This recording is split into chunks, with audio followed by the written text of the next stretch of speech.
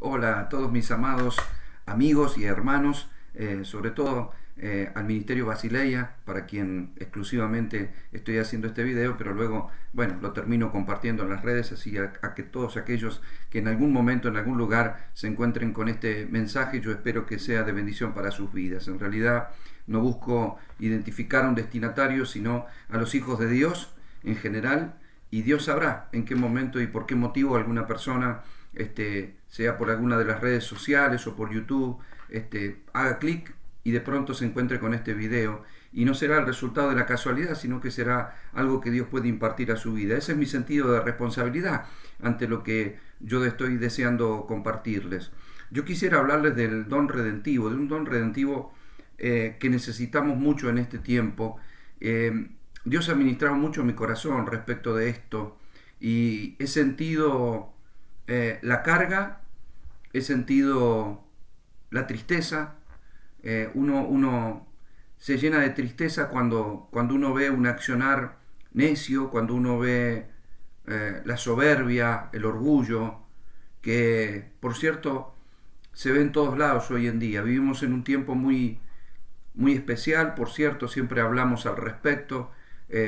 Los que me escuchan generalmente sabrán que hablo de la posmodernidad, de las características que tiene la posmodernidad y, y el mal que eso hace cuando logra penetrar la iglesia a través de los hijos de Dios.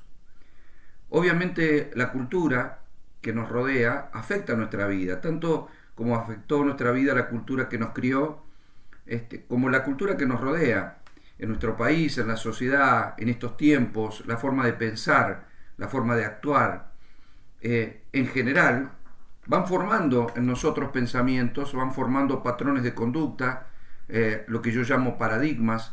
Un paradigma es un patrón de pensamiento. Y muchas veces la sociedad, el entorno, la vida, las circunstancias van formando en nosotros patrones de comportamientos. Lo mismo le pasó a los hebreos, ¿verdad? En Egipto. Cuando los hebreos estuvieron en Egipto, su mente fue afectada, por supuesto, por un estado de esclavitud. Ese estado de esclavitud generó una manera de pensar, y el Señor, cuando los saca de la cautividad, los lleva por el desierto y comienza a dar vuelta tratando con sus vidas, procurando cambiar ese pensamiento. Y ellos no entraron, por cierto, una generación no entró por su manera de pensar, no por otra cosa. Es decir, Dios no pudo quebrar el corazón y los paradigmas que tenían para salir de esa mente de esclavitud que los había gobernado y tener una mente de reino, una mente en la cual ellos iban a entrar como un reino, como una nación santa, como un pueblo que Dios había adquirido para poder gobernar la tierra, que estaba en manos del enemigo, pero que Dios se la quería otorgar a ellos. Y Dios es claro, primero en que los lleva por el camino largo, para que no se arrepientan y no se vuelvan atrás, y en segundo lugar no les voy a dar la tierra de golpe, para que vayan valorando y para que vayan evaluando las conquistas, y que de esa forma vayan forjando una manera de pensar que pueda ser la manera de pensar que destaque al pueblo por sobre las demás naciones, que esa era la idea de Dios, que ellos den un testimonio de ser diferente a las demás naciones de la tierra, por ser una nación que estaba bajo el gobierno de Dios.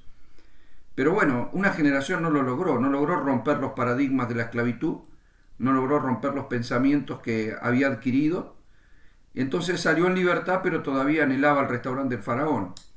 Anhelaba los puerros, el ajo, la cebolla, la carne y ciertos privilegios que tenían. Si es que la esclavitud puede tener algún privilegio, bueno, de alguna manera ellos querían volverse atrás por causa de esas pequeñas cosas, en lugar de reconocer que la libertad que Dios les estaba proponiendo, la posición, lo que Dios les estaba dando. Imagínense despertar por la mañana y, más allá de estar en el desierto, ver la nube que los cubría del sol, o la columna de fuego que ha sido, yo creo, impresionante durante la noche, el agua de la roca, el maná que caía del cielo, y un Dios que les hablaba claramente.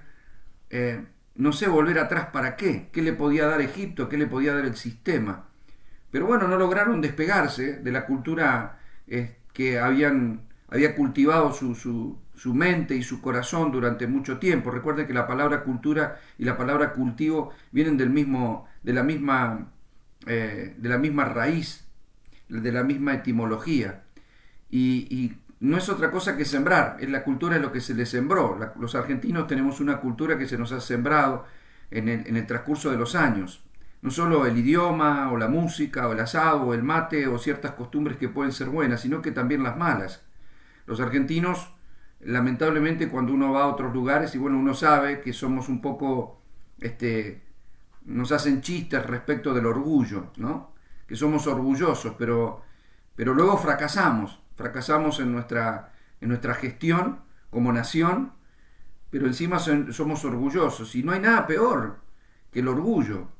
En la Biblia claramente sabemos que Satanás fue expulsado del cielo porque se envaneció, porque tenía todo, la verdad, para estar bien. Era un querubín precioso, lleno de hermosura, dice, y no le faltaba poder, no le faltaban riquezas, no le faltaba nada, pero se envaneció y en un momento ya quiso ser igual que Dios, ya no le alcanzaba con todo lo que tenía, y se envaneció, se enalteció y se llenó de orgullo.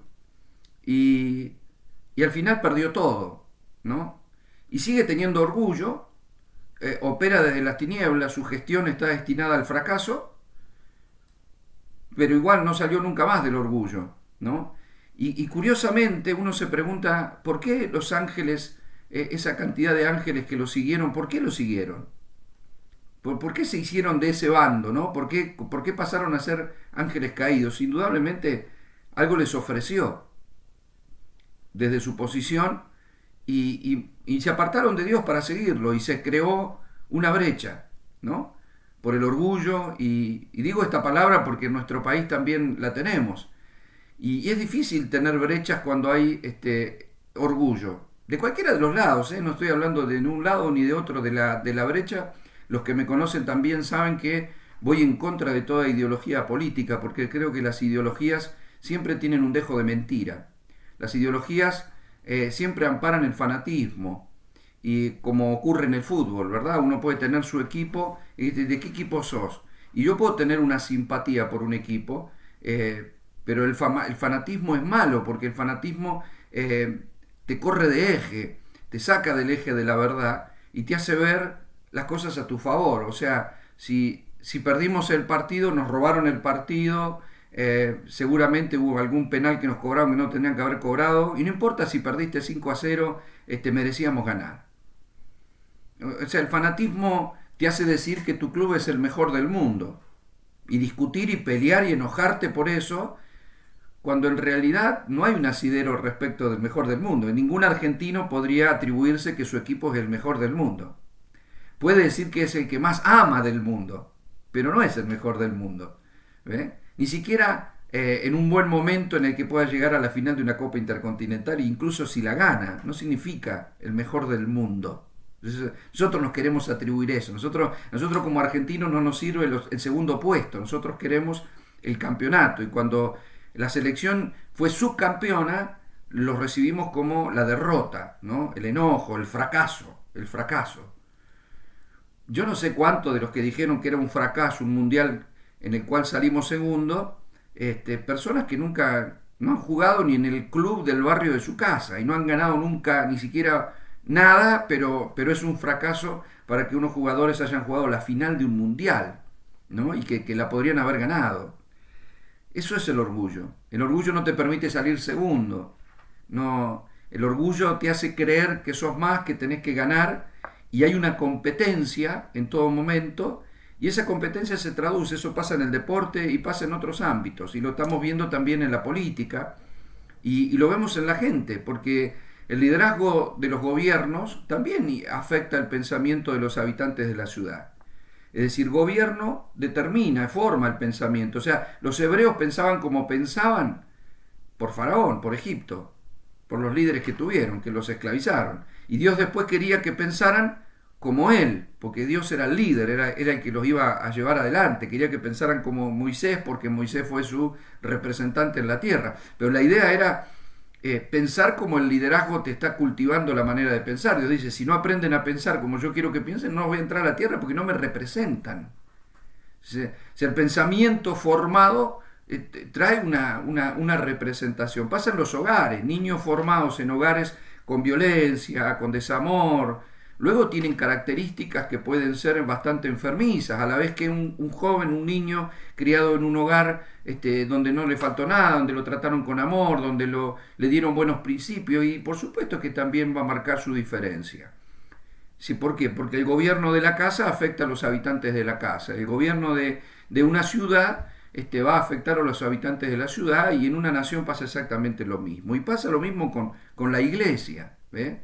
En donde Dios nos dice que nosotros no tenemos que ser ni judío, ni griego, ni varón, ni mujer, con lo cual tendría que decirnos que no debemos ser ni argentinos, ni paraguayos, ni uruguayos, ni brasileros, ni españoles, ni nada.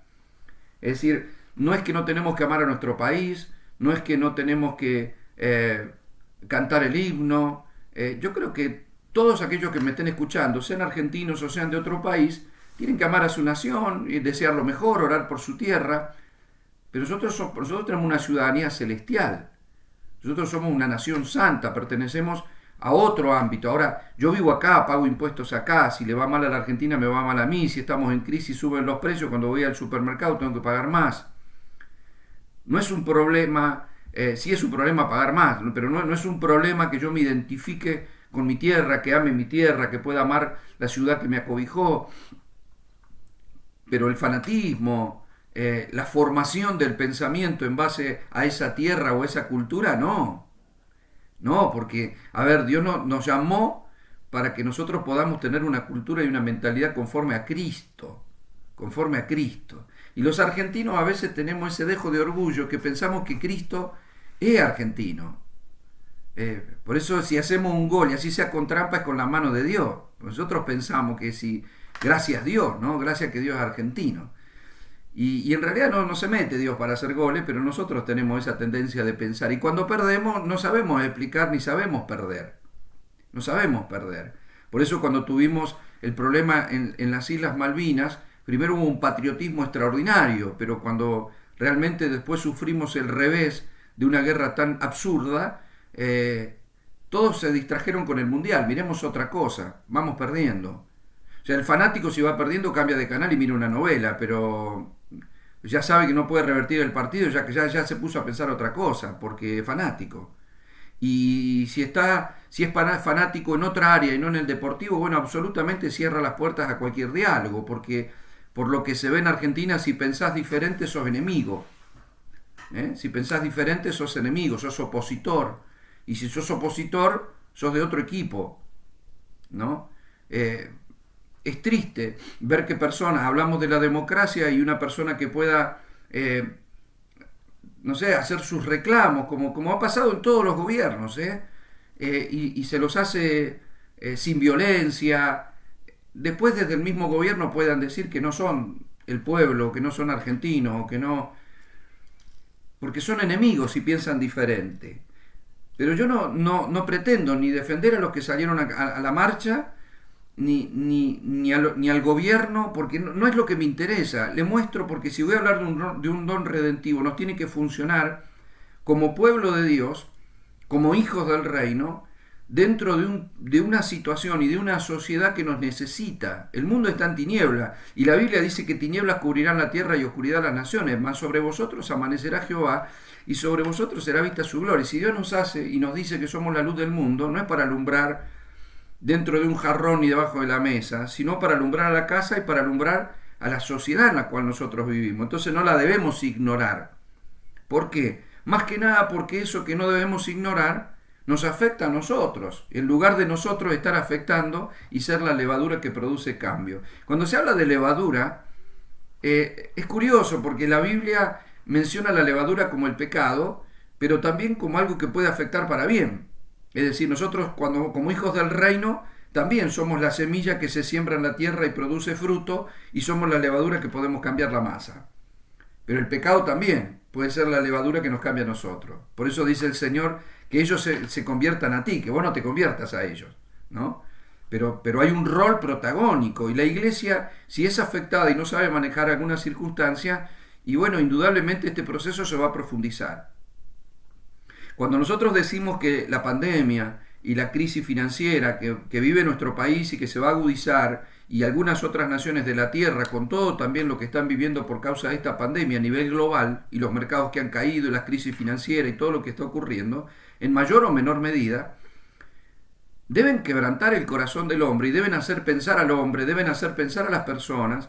Y cuando comenzó esta pandemia, yo recuerdo que decía, bueno, este temor que mucha gente le ha agarrado va a hacer que vuelvan su corazón a Dios, porque se van a dar cuenta que la única manera de estar seguros y la única manera de estar confiados y cuando hay una crisis, la gente se vuelve a Dios. Pasa cuando hay un terremoto, cuando hay un maremoto, cuando hay una guerra, o sea, ante la crisis el orgullo decae y la gente se vuelve su corazón a Dios. Nos ha pasado a muchos de nosotros en nuestra propia vida, ¿verdad? Antes de conocer a Dios, tal vez caminábamos con orgullo mientras que no teníamos problema, pero ante una crisis, ante la depresión, ante la pérdida de un ser querido, ante un revés financiero, ante un diagnóstico contrario, volvemos nuestro corazón a Dios y ahí conocimos a Dios.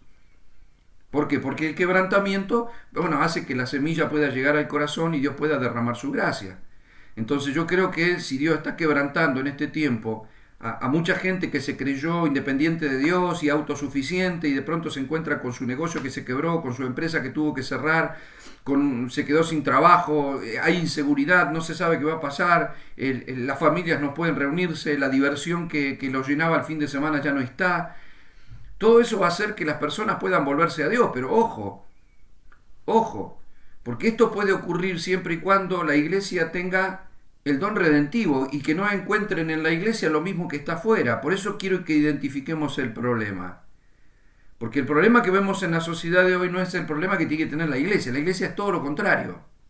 ¿Ve? O sea, Jesús venció al odio pero con el amor. Y venció a la muerte, venció a la vida muriendo, a la muerte entregando su vida en la cruz. ¿Me comprende? O sea, es redentivo. Es todo lo contrario lo que hizo. O sea, lo atacaban y en lugar de atacar perdonaba. O sea, nosotros no estamos acostumbrados a eso. Si me pegan en la mejilla, ¡pac!, se la devuelvo. Si me atacan, yo también atacaré. Si me critican, yo también criticaré. Si me dicen, yo se las devolveré. Eso es lo que vemos en la sociedad. Jesús nos enseñó todo lo contrario. Y, a ver, siendo alguien que no abrió su boca y que no se defendió y que sufrió toda la violencia, el ataque verbal, físico, de arrancarle la barba, de pegarle, de escupirle, de torturarlo y de matarlo, nadie puede pensar que terminás ganando. O sea, nadie termina ganando con la pasividad, nadie termina ganando con esa actitud, o pareciera que no, pero nosotros sabemos que sí, porque la Biblia dice que siendo Dios no tuvo como cosa que aferrarse, sino que se humilló y se hizo hombre, y siendo hombre se humilló para ser siervo de todos. Y por cuanto hizo eso, dice, Dios lo exaltó hasta lo sumo y lo llevó a lo más alto, porque hizo todo lo contrario. O sea, Él venció con el bien el mal. Él venció con la bendición la maldición y con el amor el odio. O sea, hizo todo lo contrario. Ahí está el don redentivo que tiene la iglesia. Nosotros podemos redimir haciendo lo contrario, con los principios de Dios, no con los principios de este sistema. Iglesia preciosa, si no salimos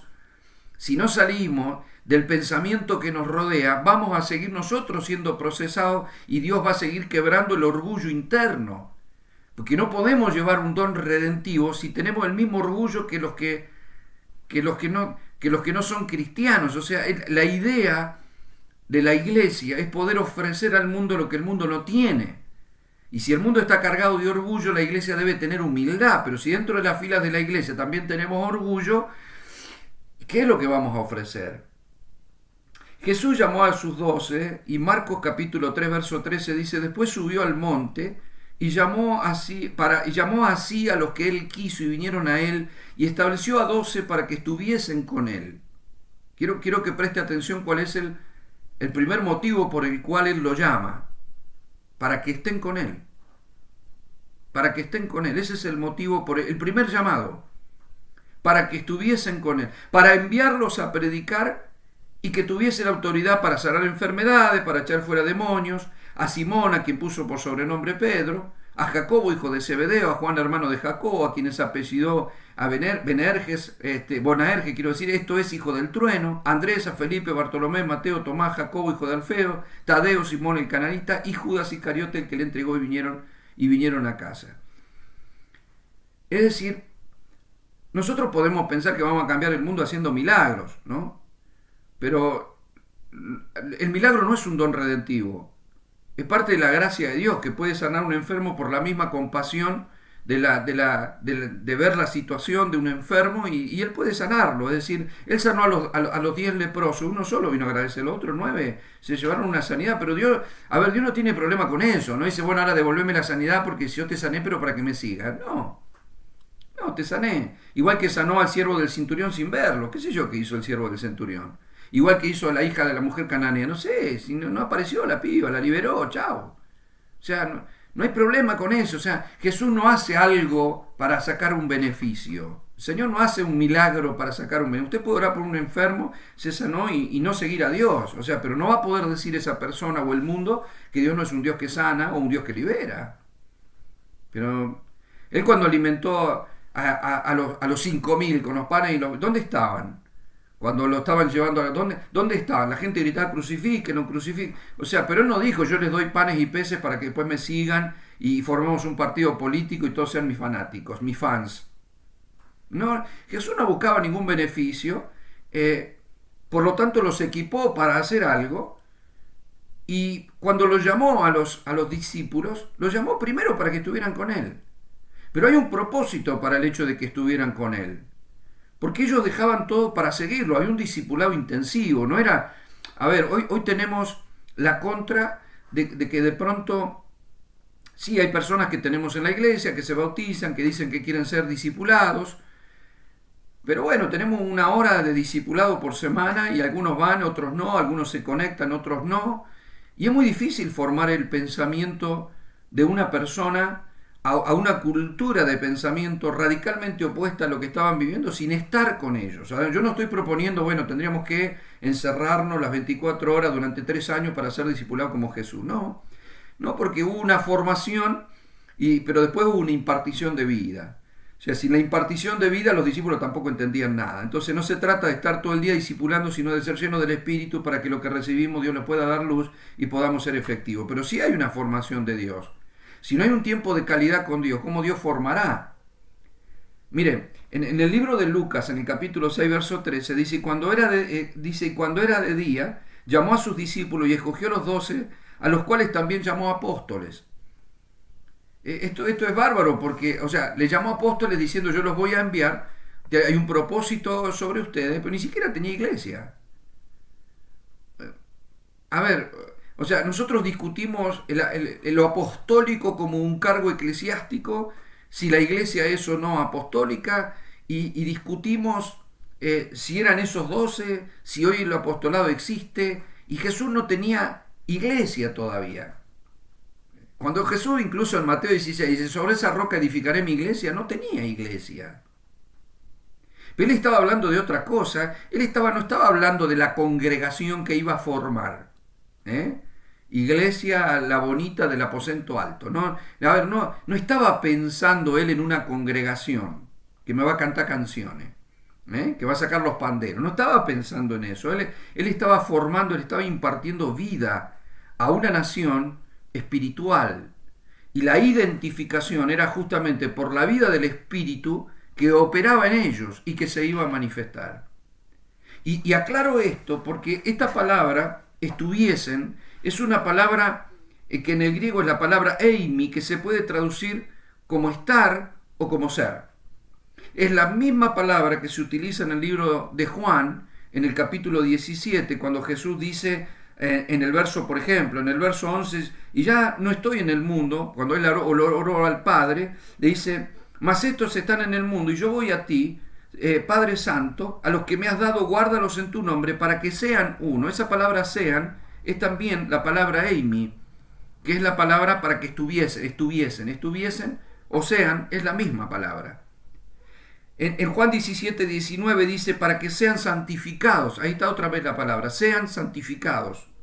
Y en Juan 17, 23 dice, para que sean perfectos en unidad.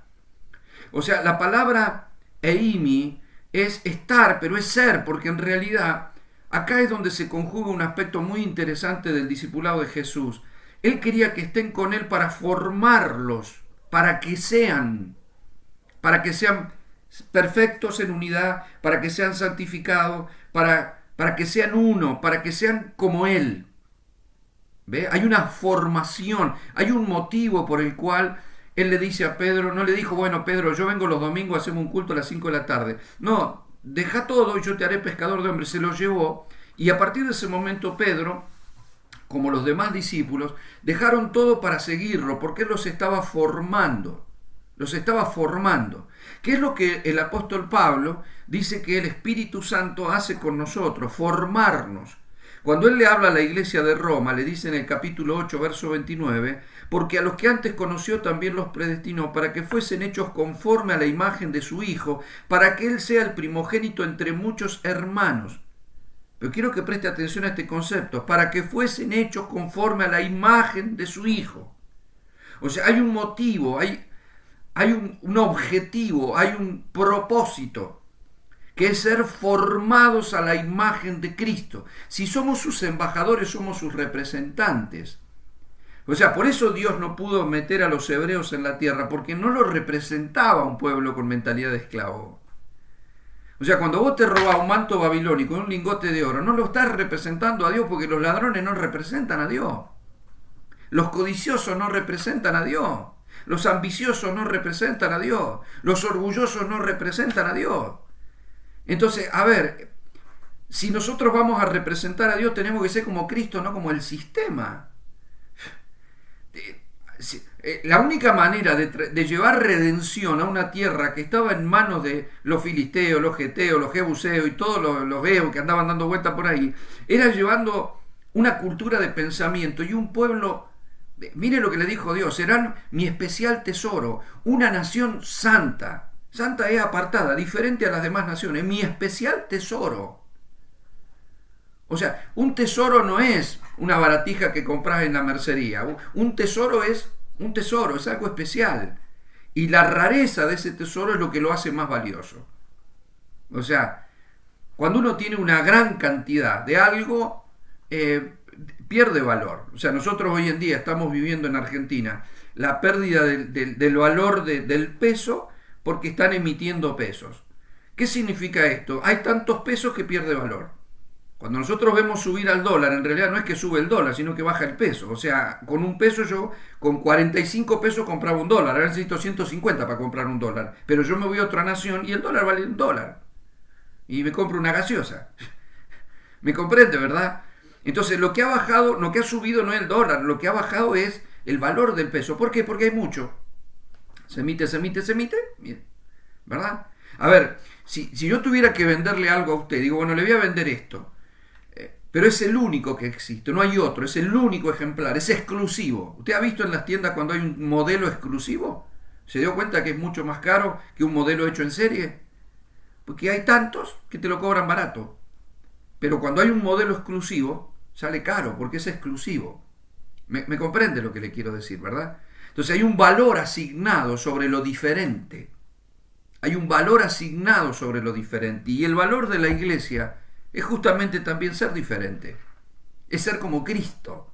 No meternos a la tierra y ser unos geteos más. No, la idea era, por eso le dijo, no hagan alianza con ningún pueblo, ni con los gabaonitas, porque ahí cometieron un pecado. Ve a hacer alianza con los gabaonitas y se le mezclaron y...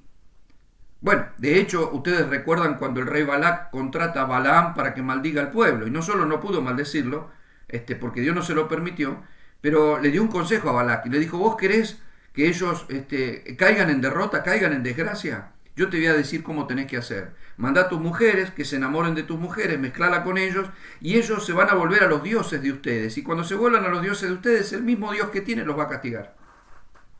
Y así fue. Se casaron con mujeres extranjeras. Las mujeres llevaron a los ídolos a su casa y cuando quisieron acordar, el mismo pueblo de Israel estaba edificando altares en los lugares altos y postrados ante los dioses falsos. Entonces Dios permitía que el mismo enemigo los derrotara, pero no porque lo mandaba el castigo, sino que la cobertura de Dios no podía estar sobre un pueblo que se desviaba de su voluntad, de su propósito y se volvía pecaminoso con los mismos patrones de comportamiento que cualquier nación pagana. Nosotros somos una nación santa. ¿Ve? Pertenecemos a la nación argentina o según a la nación del que usted me está mirando, sea Honduras, sea México, sea España, pero somos de una ciudadanía celestial.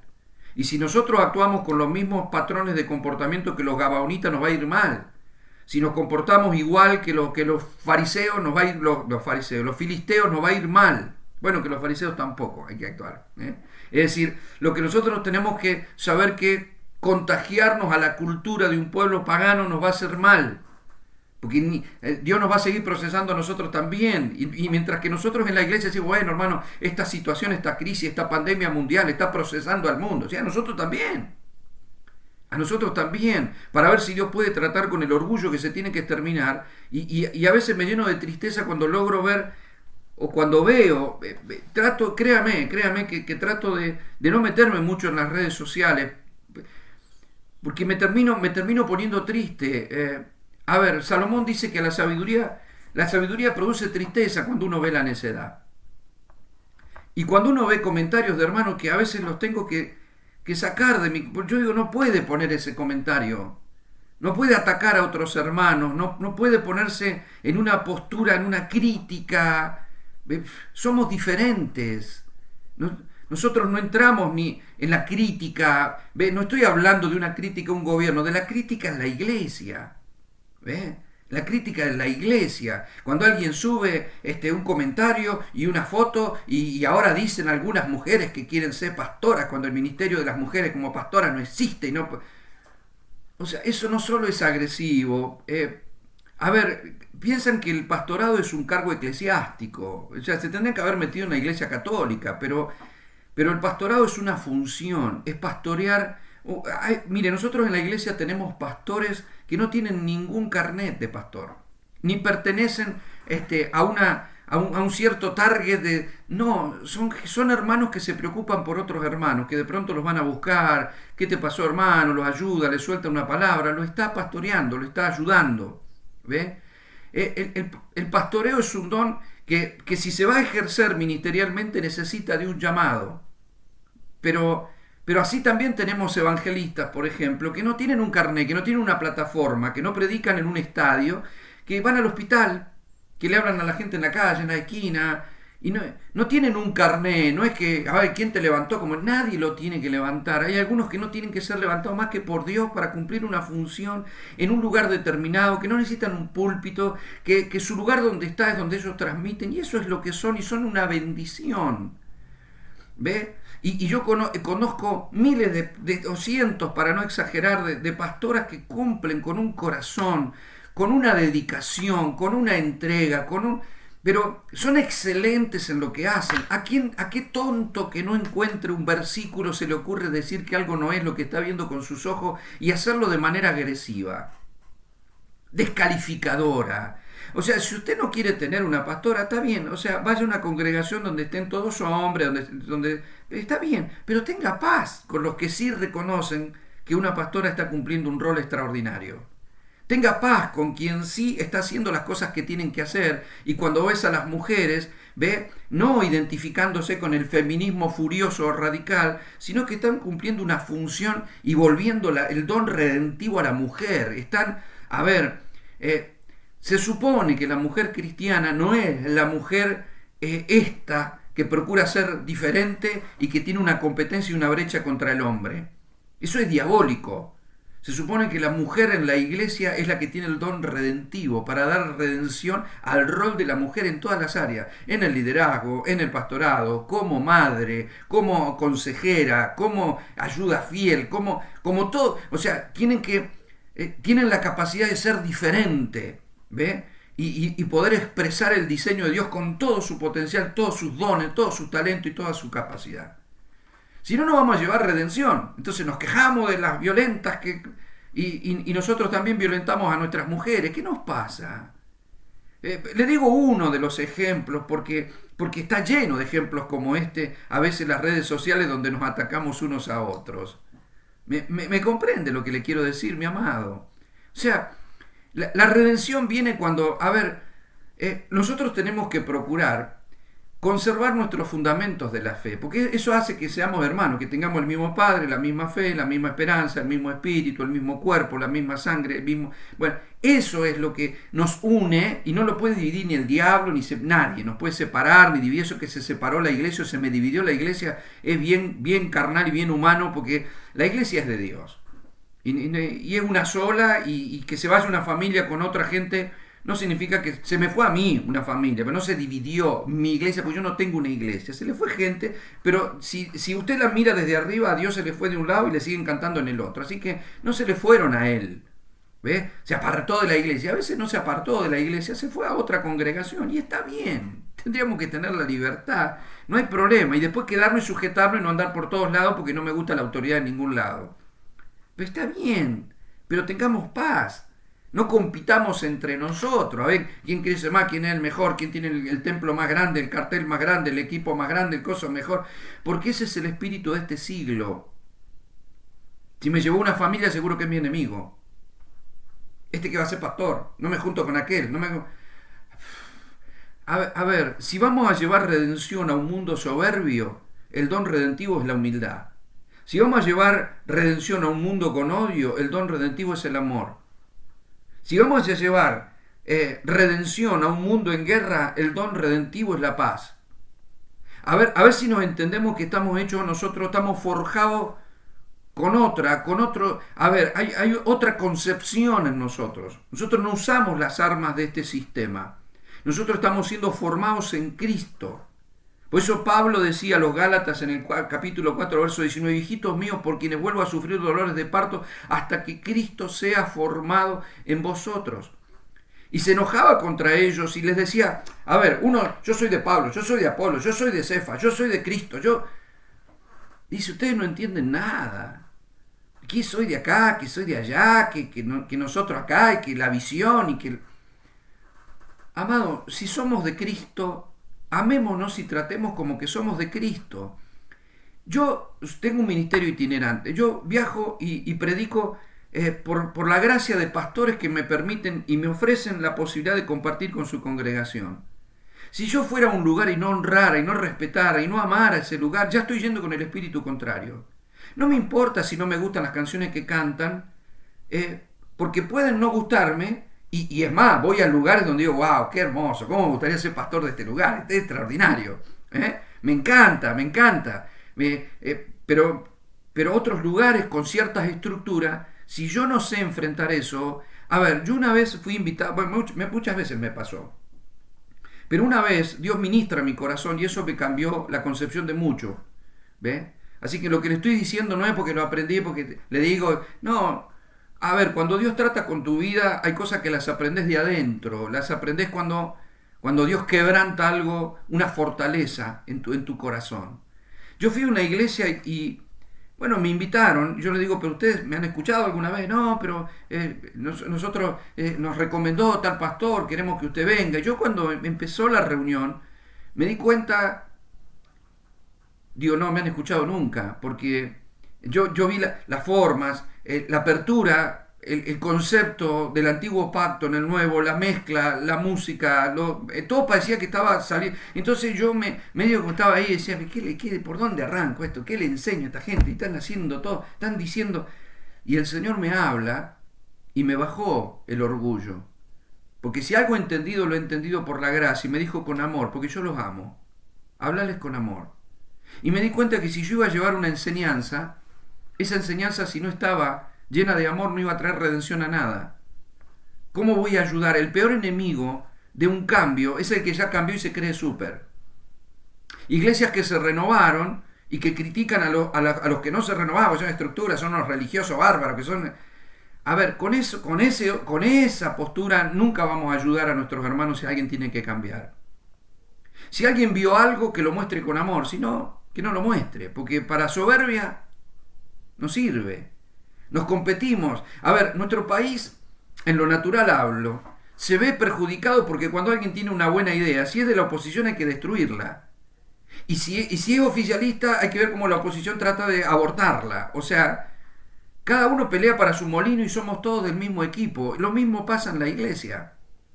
Es porque el espíritu de este siglo que opera en esta generación y en la sociedad se nos filtra y competimos entre nosotros y es como si soy de acá o soy de allá y discutimos. A ver, ¿cuál es el problema? A mí no me molesta si voy a un lugar y ese pastor me dice, no, para mí los apóstoles no existen. Está bien, ¿qué problema tengo? ¿Qué te voy a discutir?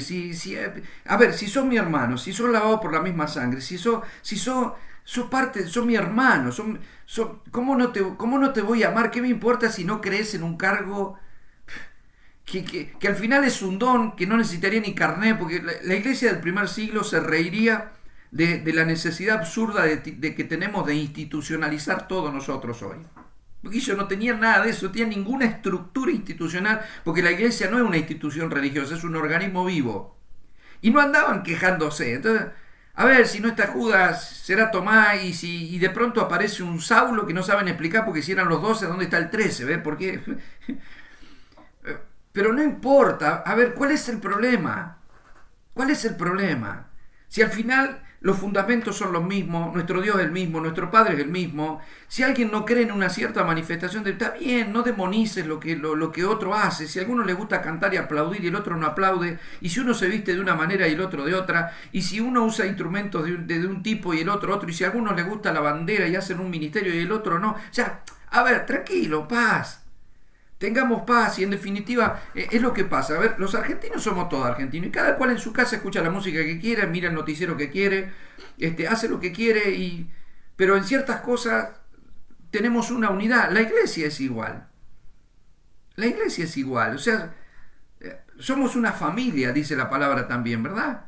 ¿Y no le pasa a usted que cuando viene la familia en la Navidad, o sobre todo hace unos años atrás, ¿no? Que se juntaba toda la gran familia y se hacían unas festicholas tremendas, ahí venían todos y hay una diversidad, que lo más maravilloso de venir a pasar el año nuevo era tirar los petardos, celebrar todos juntos, divertirnos como locos y después que cada cual se vuelva a su casa porque si no se empezaban los problemas, porque la diversidad generaba, somos muy distintos, vivimos muy distintos, pero nos gusta juntarnos para celebrar una vez al año.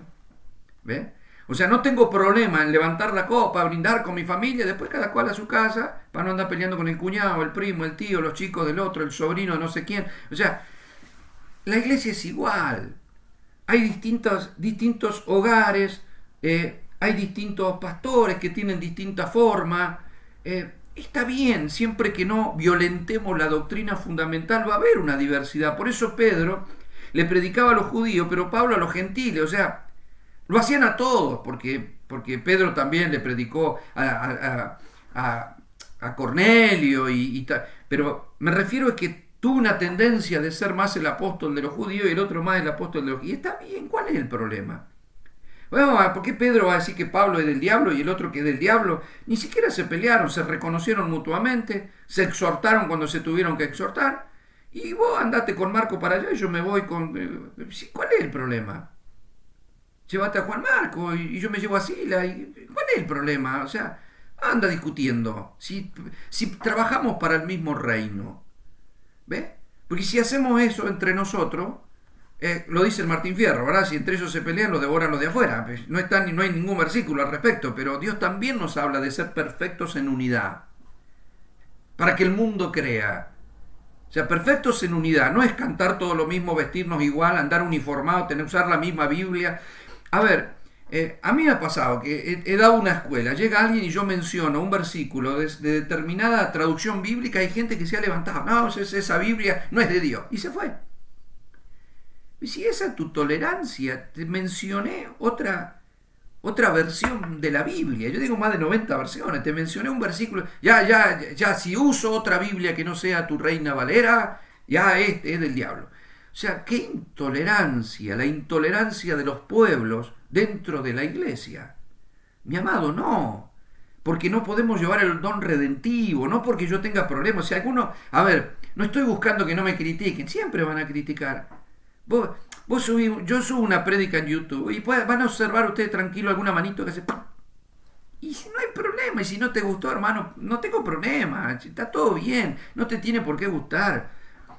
Tampoco nos tendríamos que violentar, ¿verdad? Si no te gusta, mira otro predicador que te guste. No hay problema, yo estoy tratando de bendecir y siempre que hagamos algo, siempre vamos a ser criticados. Pero no tendría que ser así entre nosotros. Sacarnos y criticarnos y dividirnos y pelearnos y consejos pastorales divididos y el otro que no se acepta y el otro que porque para mí... Porque no podemos llevar redención a este mundo y esta pandemia también está tratando con la iglesia y Dios está quebrando el orgullo y la soberbia y la altivez de espíritu.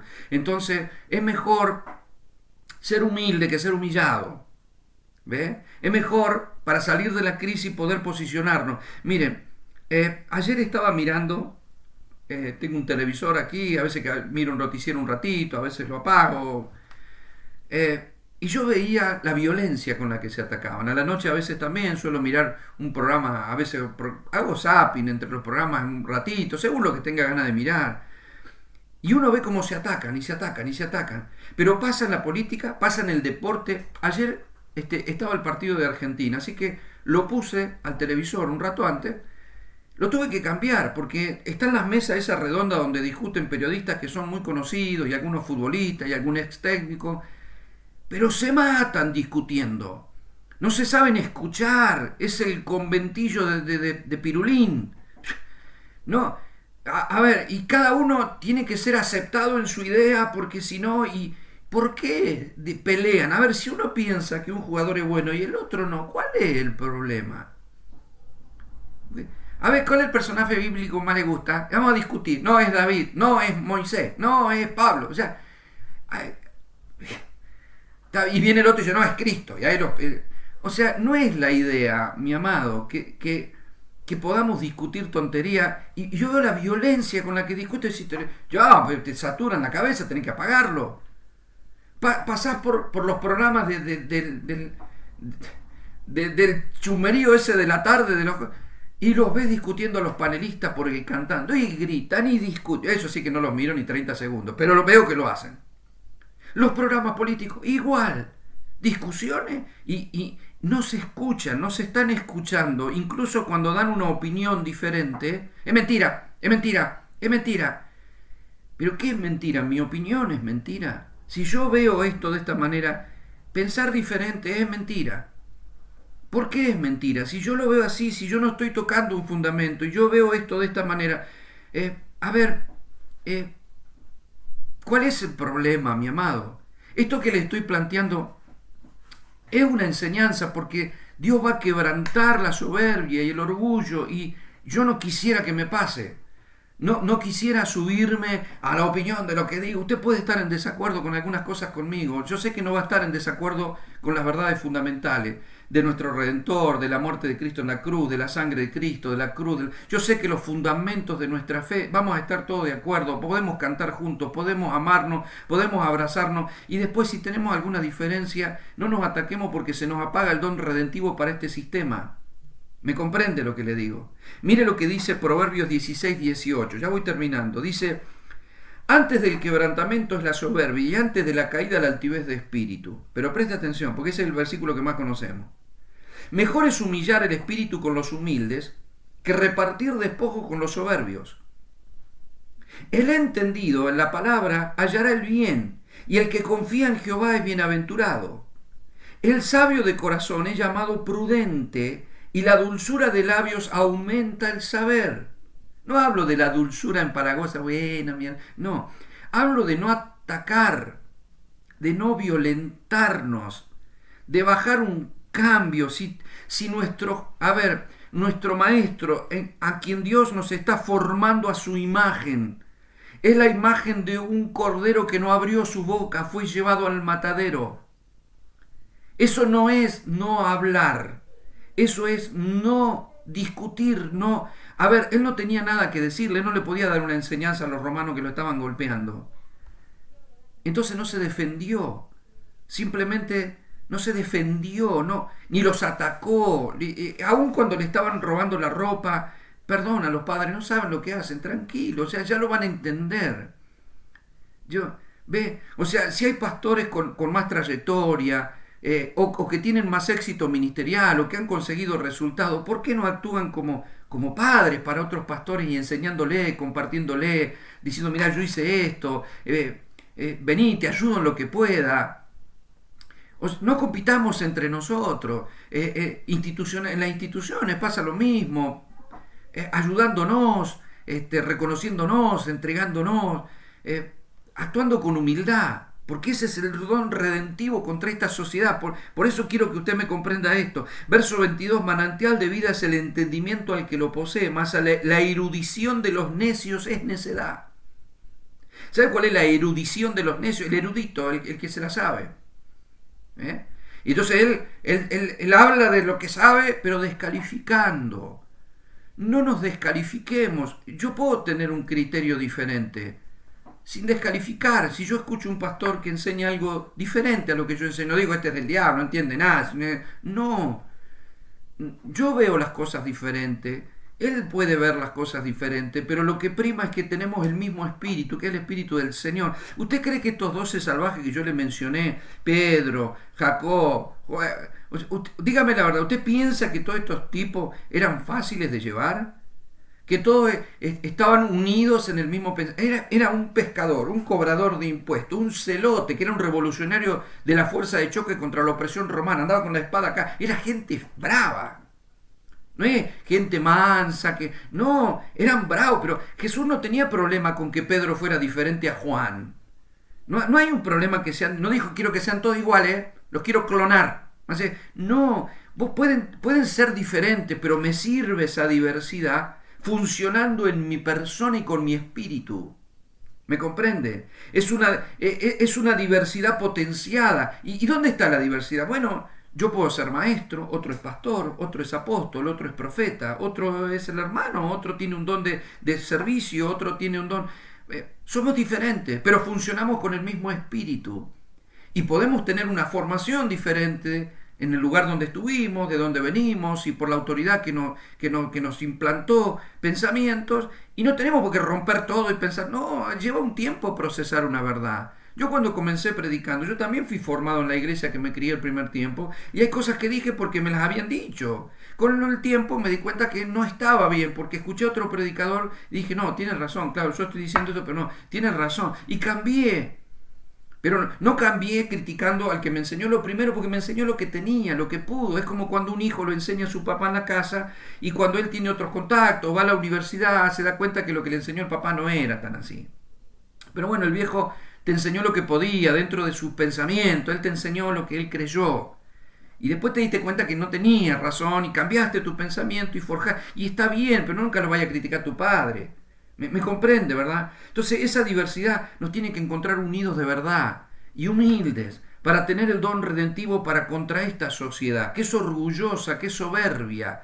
Hay pueblos que son soberbios, hay lugares donde yo he ido a predicar y el ámbito de la ciudad o del territorio es de rebelión, de orgullo, de independencia. Amado, tenemos que romper eso, porque el don redentivo es no ser la Patagonia rebelde. Mire, yo amo la Patagonia y la mayor parte de mi ministerio la he desarrollado en la Patagonia. Y la Patagonia rebelde tiene que dejar de ser rebelde porque tenemos una iglesia humilde. No, pues yo soy de rebelde. No, el don redentivo. Dice, el corazón del sabio hace prudente su boca y añade gracia a sus labios. Seamos prudentes, no descalificadores, no atacándonos, no pensando que el que piensa diferente es mi enemigo. ¿Ve? Es mi enemigo, no es mi enemigo, piensa diferente. Tenemos derecho a pensar diferente hasta que Cristo sea formado en nosotros. Pablo vio a la iglesia y dijo, uno es de Apolo, el otro de Cefas, o sea, hay divisiones, hay pleitos, o sea, no es lo ideal, pero no los descalificó y dijo, bueno, vayan todos al infierno. No dijo, no son de Dios, son del diablo los que piensan y los que dicen. No, porque él tenía dolores de parto, porque el dolor de parto significa todavía no he dado a luz. Están siendo formados, entonces es lógico que en la formación pensemos todavía de una manera que no es la mejor, pero si actuamos con humildad, Dios nos va a ir llevando a donde nos quiere llevar. Y es muy importante porque ahí está la redención para este tiempo. Que Dios nos lleve a donde nos tiene que llevar. ¿Me comprende, iglesia preciosa? Mire, dice Proverbios 8:13, el temor de Jehová es aborrecer el mal, la soberbia y la arrogancia, el mal camino y la boca perversa aborrezco. Dios lo aborrece. Dios lo aborrece, al orgullo, a la soberbia, el que se enaltece, el que enseña desde la posición de que no hay otra, así es, hermano, y que no, el que no. Yo no tengo problema con eso. A ver, porque usted no tiene por qué estar de acuerdo conmigo. No diga que soy del diablo si no estoy de acuerdo con algo, punto. O sea, si le bendice, recíbalo. Si no lo bendice, escucha a otro que lo bendiga mejor o que lo bendiga más en el sentido de que lo ministre más, le imparte más. Y está todo bien. No hay problema. Pero no nos ataquemos. No nos ataquemos en los consejos pastorales, no nos ataquemos como si fuéramos enemigos, no nos ataquemos como hermanos, como si fuera de acá, de allá, que te fuiste, que no te... No nos ataquemos, o sea, estemos sujetos al gobierno del Espíritu y actuemos con humildad. Pensar distinto entre nosotros no es ser enemigos, por lo menos hasta que Dios vaya llevándonos a una misma mente y un mismo parecer, como Pablo dice que tenían que tener. O sea, Pablo cuando le dice a la iglesia, dice, yo ruego a Dios que sean de una misma mente y un mismo parecer. Mientras tanto, que no tenemos la misma mente y el mismo parecer, no hagamos brecha, ni nos ataquemos entre nosotros, ni nos descalifiquemos, sino que prediquemos con amor, con paz, con humildad, porque tenemos que llevar el don redentivo a un mundo que tiene necesidad. Quiero terminar con 2 de Crónicas 7. El Señor le dice en la inauguración del pueblo, la inauguración del templo de Salomón, porque le ruega que la presencia esté ahí, que la nación sea bendita. El Señor dice, bueno, mi presencia va a estar acá. De hecho, llenó de gloria el templo. Pero les dijo que se mantuvieran en su voluntad. Y dijo que si no, iba a haber problemas. Y que iba a venir plagas, y que iban a venir peste, y que iban a venir guerras, porque si se apartaban de él, y eso va a venir. Entonces hay crisis en el mundo, hay crisis en la nación, hay crisis en la economía, bárbaro. La iglesia, mire lo que dice el Señor. Si se humillare mi pueblo, sobre el cual mi nombre es invocado, y oraren, y buscaren mi rostro, para que estén conmigo, y buscaren mi rostro, y se convirtieren de sus malos caminos, entonces yo iré desde los cielos y perdonaré sus pecados y sanaré su tierra. Si queremos traer sanidad para nuestras ciudades, para nuestra nación, ¿cómo se va a sanar una nación que tiene una diligencia como esta? Con humildad. La iglesia tiene un don redentivo muy poderoso. Jesús le dijo a los discípulos, entre los gobernantes de las naciones se enseñorean unos de otros, pero entre vosotros no será así, sino que el mayor será el menor. El apóstol no es el jefe, el servidor de todo, no está arriba, está abajo. Los pastores, los maestros, un maestro que le enseña a tu hijo no se enseñorea de tu hijo. Podrá tener la autoridad del ámbito, chicos, siéntense, pónganse de pie, vamos a hacer un examen, pero el maestro no se está enseñoreando de tu hijo, está sirviendo a tus hijos. Los está sirviendo para que tus hijos sean mejor que él, para que se capaciten, para que... Esa es la idea de un maestro. Quiero servir al pueblo. No puedo en pandemia, me pongo a escribir, te regalo el libro, alguien lo leerá, a alguien le va a ser de bendición. No estoy pensando en servirme del pueblo, estoy pensando en servir al pueblo. Los dones ministeriales son para servir. Porque ¿qué hace estas naciones? Se enseñorean. Los gobernantes quieren gobernar y después se enseñorean y toman decisiones y someten y manipulan, intimidan, amenazan, sacan provecho. Entre vosotros, dijo Jesús, no será así, sino que el mayor será el servidor de todos. Jesús dijo, yo no he venido a ser servido, he venido a servir. Si Él nos enseñó el camino, entonces, amados, si no podemos vivir esto en el ámbito de la iglesia, ¿cómo Dios sanará la tierra?